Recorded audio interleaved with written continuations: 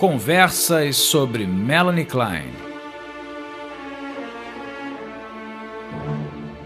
Hoje com o tema Melanie Klein, psicanalista de crianças.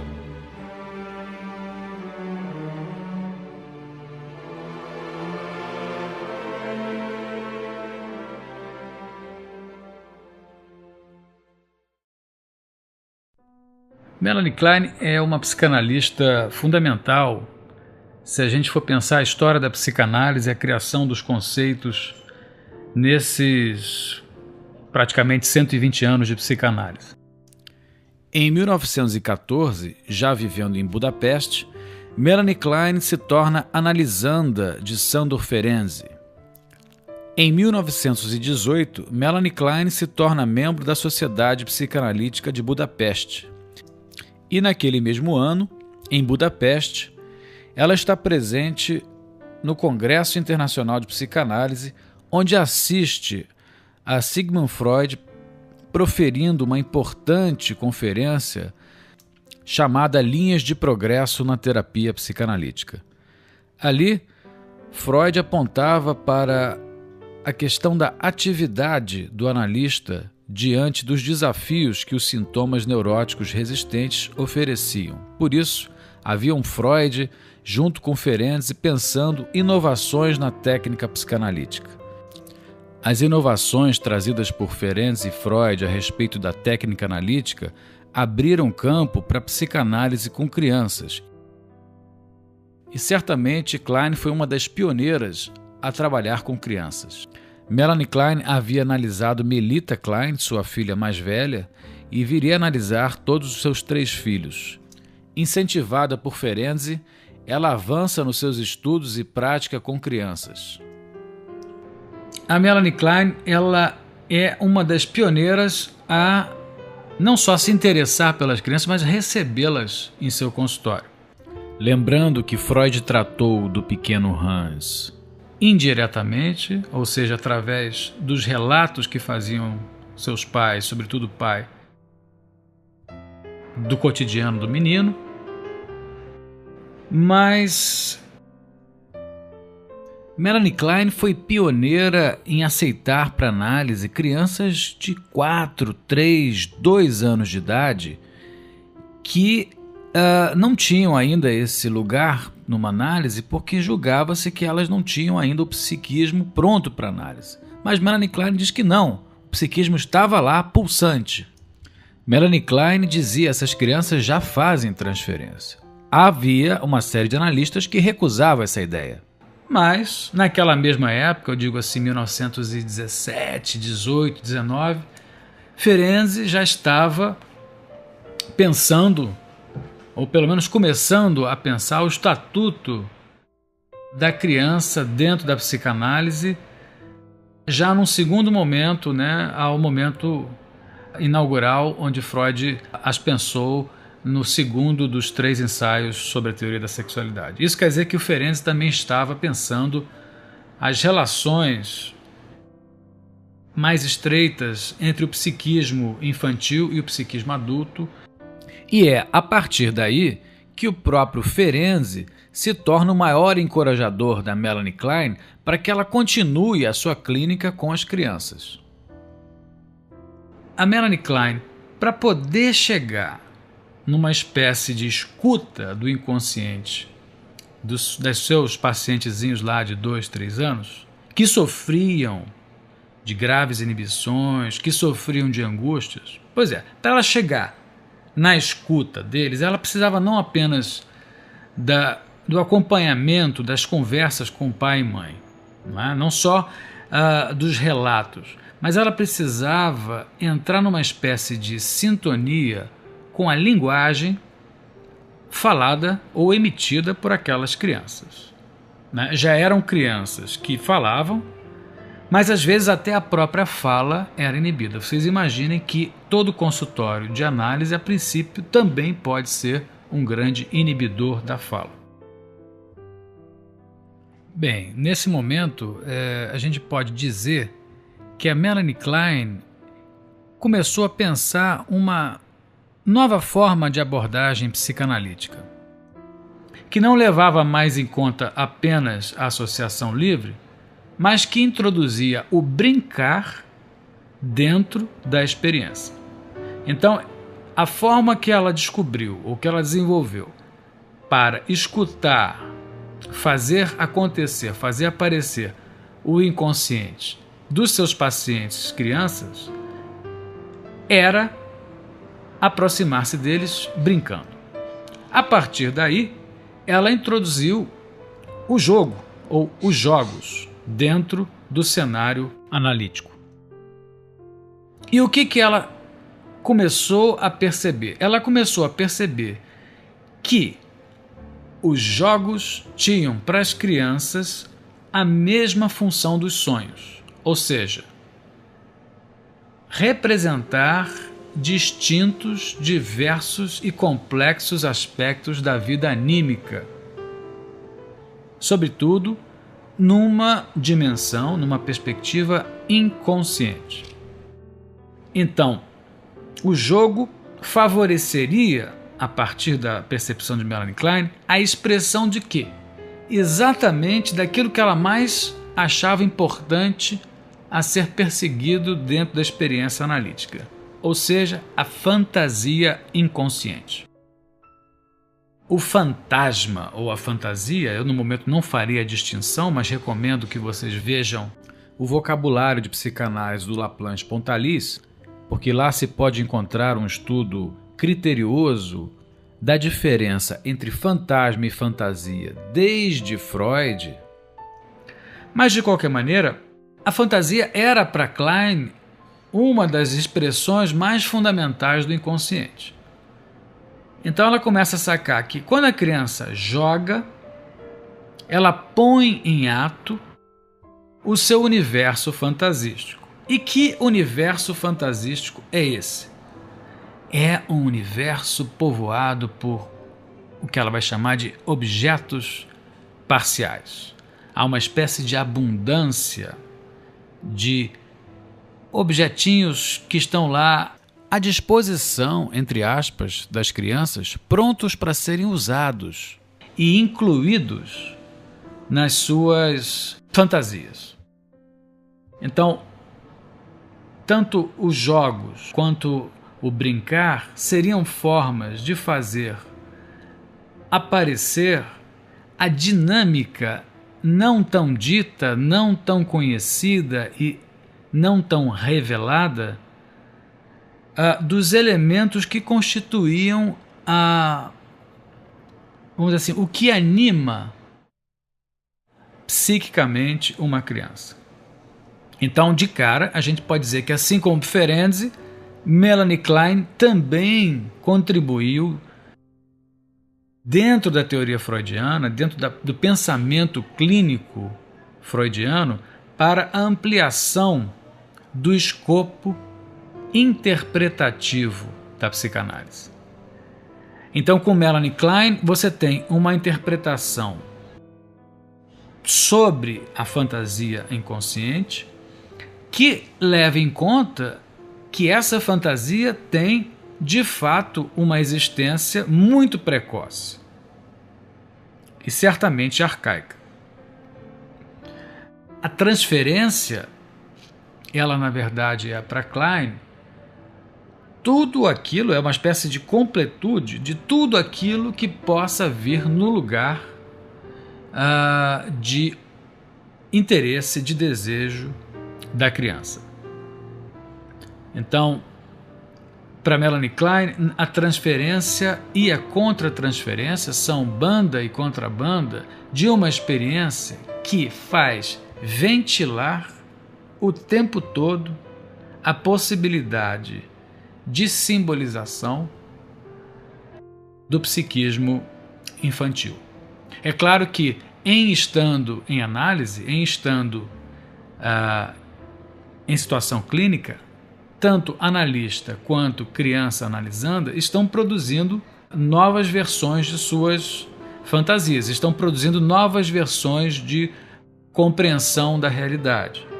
Por isso, Melanie Klein vai dizer que tudo aquilo que o analista é capaz de perceber sob uma espécie de conhecimento do inconsciente infantil, é necessariamente filtrado pela própria disponibilidade contratransferencial do analista. Quer dizer o seguinte, a contratransferência, que é aquilo que diz respeito ao que é tocado no analista, sob o ponto de vista de suas formulações subjetivas, a contratransferência está no centro da técnica psicanalítica.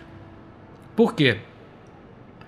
Porque é a partir dali onde o analista é colocado como ocupando o lugar de mãe, que vai indagar ao filho exatamente a questão fundamental. Qual é o seu desejo? O que é que você quer? E essa pergunta não é elaborada, não é uma pergunta elaborativa. A pergunta que a mãe faz, e que ela na verdade não obtém a resposta, e ela própria cria em conjunto cada vez mais com o bebê em desenvolvimento. A pergunta é: como é que eu posso aplacar a tua angústia? Por que choras? Vale lembrar daquela música do Titãs que pergunta: você tem fome de quê? Você tem sede de quê? A análise pode fazer essas questões se desdobrarem. Então, é curioso porque é contando com uma espécie de sensibilidade no lugar maternal que ela se coloca. Ela se coloca para dizer assim: esse bichinho pequenininho, essa gracinha ou não tão gracinha que está na minha frente, que está sofrendo, que está angustiada, o que será que se passa aí? E para chegar nisso é que ela vai começar a brincar. Então não tem problema, ela deita com a criança no chão, no divã, ela finge que está dormindo, ela começa a criar uma espécie de universo animado dos objetos. E a criança, a partir daí, é que começa a mostrar algum interesse nos acontecimentos da sessão, porque aí a criança se sente tocada. Ela pensa, vamos supor, a criança pensa assim: agora titia conseguiu falar alguma coisa que me interessa. Quando começou a brincar com as crianças, ela começou a sacar rapidamente que o que angustiava essas crianças era da ordem de um excesso, onde elas estavam ou culpabilizadas, ou amedrontadas, ou simplesmente incompreendidas diante dos acontecimentos que envolviam o mundo adulto, os interesses adultos e a relação entre a criança e o adulto. Questão essa que também foi pensada pelo Ferenczi mais ou menos ali na mesma época. Então a Melanie Klein não era uma analista que a gente pudesse chamar, cujas bases estariam numa espécie de intervenção pedagógica dentro do setting psicanalítico. Não. Ela queria e fazia o tempo todo era interpretar os níveis mais arcaicos de formulações que as crianças tinham, portanto os níveis de compreensão arcaicos que elas tinham da dimensão sexual, da dimensão do encontro entre pai e mãe, entre pai e filha, entre pai e filho, entre irmã e irmão, ou irmãos de uma maneira geral, e certamente mãe e filhos. Portanto, Melanie Klein, ela certamente conta com um universo muito rico, ativo e certamente desconexo de fantasias. A Melanie Klein é uma analista que levou a sério toda a questão da construção da fantasia, e a sua clínica foi uma clínica muito mais ligada a isso do que propriamente as questões mais pulsionais, vamos dizer assim. Embora a gente saiba que isso não seja algo tão fácil de discernir. Então o jogo era para ela o substituto ou o corolário da associação livre. Interpretando a angústia, ela modificaria diretamente a situação de sofrimento. Ela faria mudanças no psiquismo. Por quê? Porque a criança seria incapaz de atingir os códigos por onde os adultos haviam mapeado o seu desejo. Então a Melanie Klein sempre levou muito a sério o que as crianças sentiam ou que tinham a dizer. Ela conversava abertamente sobre a dimensão da sexualidade, o escancaramento da fantasia sexual, muitas vezes criticado por outros analistas, era peculiar da Melanie Klein. Ela levava a sério a capacidade que as crianças tinham de escutar e falar sobre o excesso sexual, sobre o excesso dramático edípico. É claro que a Melanie Klein, nesse ponto, ela era muito freudiana, porque ela conseguia sacar o tempo todo que a criança estava enredada dentro de uma dinâmica triangular onde ela não sabia se posicionar. Mamãe e papai e no meio ela como desejante e ela como alguém a ser impedida, a ser inibida, e nesse ínterim todo um universo de símbolos e fantasias que geravam prazer, confusão, medo, culpa e assim por diante. Então a Melanie Klein, ela age na crueza do sexual. Ela chega na chincha, vamos dizer assim, junto às crianças, e isso parece um pouco real demais a dimensão interpretativa. Isso parece que é como se houvesse assim uma percepção de Klein que as crianças estavam prontas para se livrar, inclusive, daquilo que o Ferenczi havia denunciado como a hipocrisia do adulto diante da criança. Vocês vejam que levar interpretações assim, mamãe tem uma garagem, papai tem um carro, né? E você está vendo agora, através dos brinquedos, né, que papai está botando o carro na garagem. Quer dizer, isso parece até de uma certa bizarrice, e é bizarro, né? Assim como a sexualidade humana é bizarra, as interpretações kleinianas tinham essa espécie de caricatural da coisa. Mas ela pensava e agia de maneira que era fundamental tocar exatamente na fonte de angústia. O que é que eu faço com esses carros e essas garagens? Que parece que dentro de um universo mais amplo, dentro de uma certa cosmogonia, a gente poderia dizer, tudo se quer penetrar, tudo se quer associar, tudo se quer encampar, englobar, tudo se quer mais forte, maior. É um pouco essa, talvez, a ideia do absoluto da transferência por onde caminha Klein.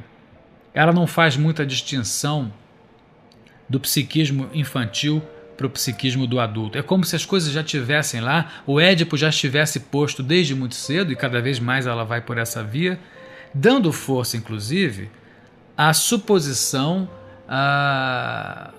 dando força exatamente à suposição da fantasia, da protofantasia, né? A gente sabe que há, para Freud, 3 fantasias originárias fundamentais, que são elas: a cena do coito originário, que é muito trabalhada dentro da perspectiva do Homem dos Lobos. A outra é a fantasia de sedução, né, de que um adulto seduz uma criança, que foi o início da psicanálise, com toda a primeira teoria do trauma, com toda a construção sobre a histeria. E também a terceira grande protofantasia é a fantasia da castração, não é? Que depois foi trabalhada extensivamente por Freud, sobretudo a partir de Totem e Tabu. Então, essas 3 protofantasias, cena originária, sedução e castração, Melanie Klein as encontra em loco numa criança de 2 anos. Vejam que aí confundem-se os planos ontogênese e filogênese. A psicanálise deve abrigar também isso que a criança já traz, como dizia o Freud, hereditariamente, né? Ou como a gente pode dizer, filogeneticamente.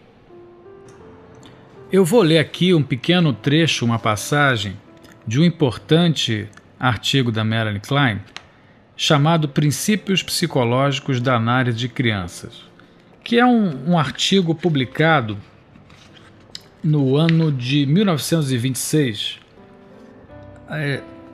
que esclarece bastante o que eu venho dizendo aqui. Então, Melanie Klein, abre aspas. Ao brincar, as crianças representam simbolicamente suas fantasias, desejos e experiências. Elas empregam então a mesma linguagem, o mesmo modo de expressão arcaico, filogeneticamente adquirido, que já conhecemos dos sonhos. Ela só pode ser entendida por completo se for estudada com o mesmo método que Freud desenvolveu para desvendar os sonhos. O simbolismo é apenas parte dessa linguagem.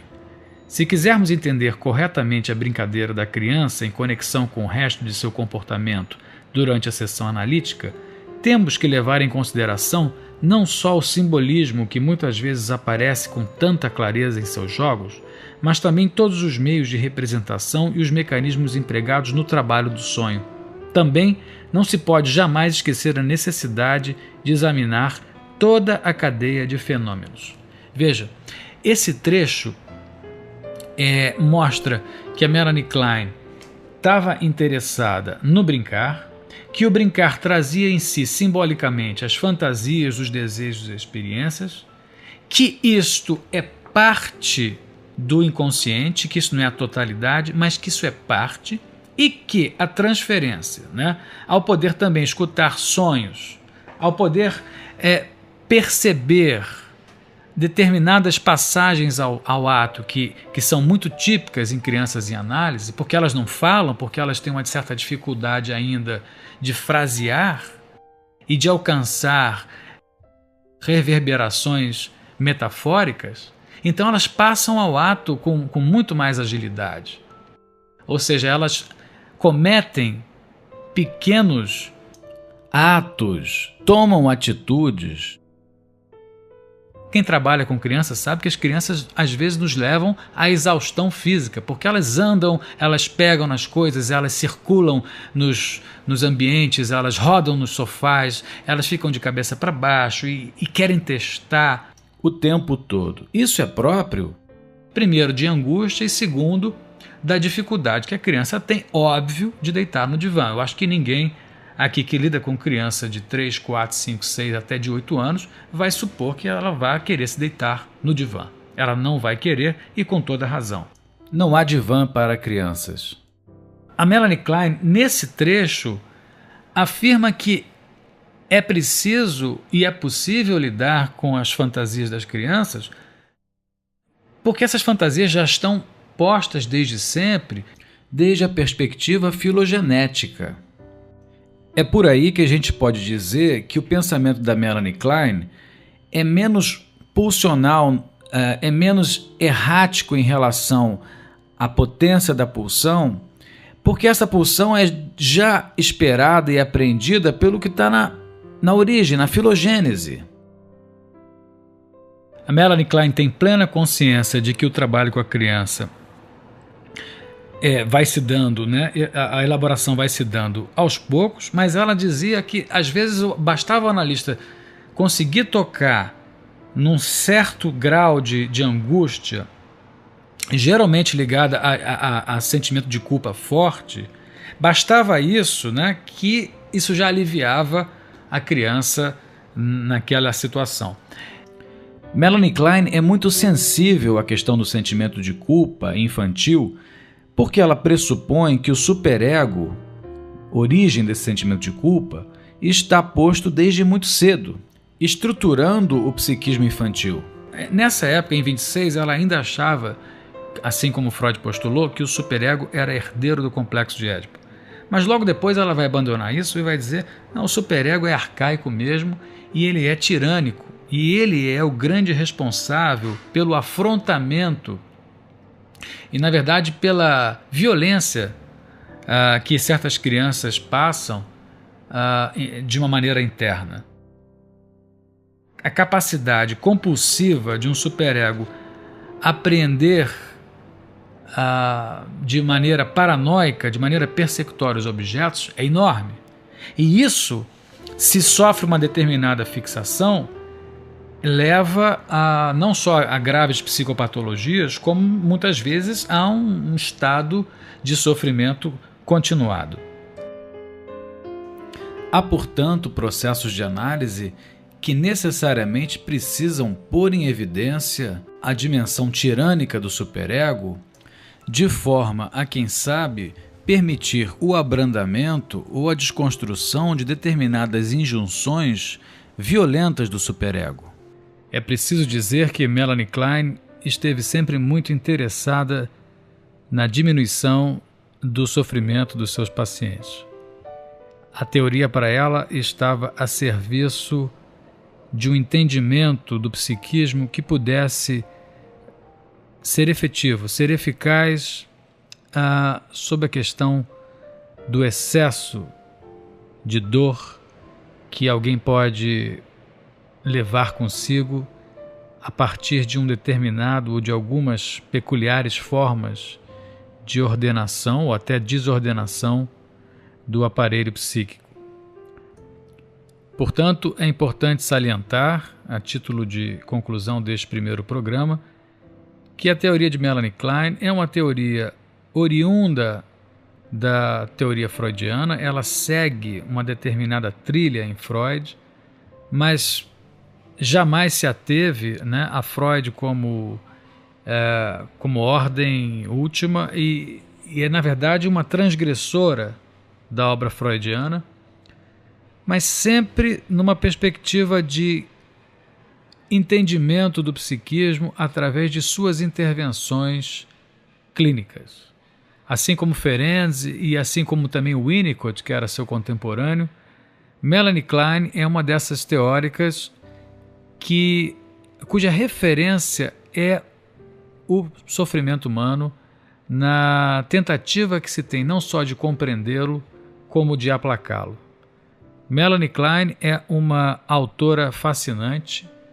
Suas percepções e formulações e preocupações certamente interessam a sensibilidade dos psicanalistas ou dos interessados em psicanálise, inclua-se aí muitos pacientes, naquilo que a psicanálise tem de mais interessante, a meu ver, que é pensar a complexidade e a caoticidade e bizarrice, vamos dizer assim, da nossa condição humana, que está longe de ser uma condição voltada ou pensada para o equilíbrio, para o bem, para a harmonia, mas sim ser uma condição absolutamente em aberto, absolutamente fora do equilíbrio, tomada de assalto pelas pulsões e pela riqueza do universo fantasístico. Melanie Klein é uma dessas autoras que nos cativam pela peculiar forma de conceber o ser humano. Eu espero que tenham apreciado e até um próximo momento. Você escutou Conversas sobre Melanie Klein. Eu sou Carlos Mário Alvarez, psicanalista.